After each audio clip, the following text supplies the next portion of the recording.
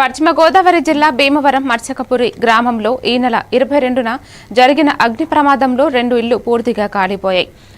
రాష్ట్ర కృష్ణ బలిజ పూసల corporation chairman Ganta త్రిమూర్తులు బాధిత కుటుంబాలకు తక్షణం 20,000 రూపాయలు ఆర్థిక సహాయాన్ని అందించారు.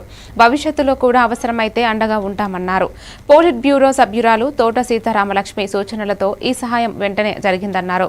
ఈ కార్యక్రమంలో భీమవరం పట్టణ టీడీపీ అధ్యక్షులు మద్దుల రాము, టీడీపీ భీమవరం పట్టణ ప్రధాన కార్యదర్శి చల్లుపోయిన గోవింద్, భీమవరం టీడీపీ జాయింట్ సెక్రటరీ ఎలమంచలి శ్రీనివాసరావు తదితరులు పాల్గొన్నారు.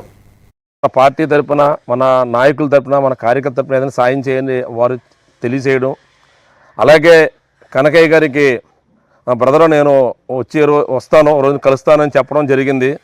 అదే రోజున భీమవరం నియోజకవర్గ ఎమ్మెల్యే గారు పురపర్తి రామాంజలి గారు మచ్చిపూరి రావడం, ఇక్కడ కరెంటు షాక్ కొట్టడానికి వారు 10,000, అలాగే జనసేన నాయకులు కలిపి 30,000 రూపాయల దాకా ఇవ్వడం జరిగింది.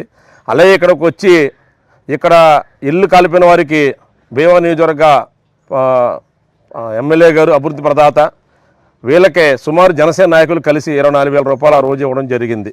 అలాగే మా కనకయ్య గారు, మా గండి భూషణ్ గారు అంటే ప్రతి ఒక్క కార్యక్రమం కూడా మాకు ఏదన్నా సరే అందుబాటులో ఉండి అన్నీ కూడా తెలియపరుస్తూ ఉంటారు. ఇటువంటి కార్యక్రమాలు మా తెలుగుదేశం నియోజకవర్గ తరపున భీమవరం మండల ప్రెసిడెంట్, సెక్రటరీలు, అలాగే మన చంద్రశేఖర్ గారు మీ అందరం కలిసి ఆధ్వర్యంలో ఎన్నో కార్యక్రమాలు ముందు కూడా చేస్తామని ఈ సభాముఖంగా మీకు తెలియజేస్తున్నాను. జోగులాంబ గద్వాల జిల్లా బీఆర్ఎస్ పార్టీ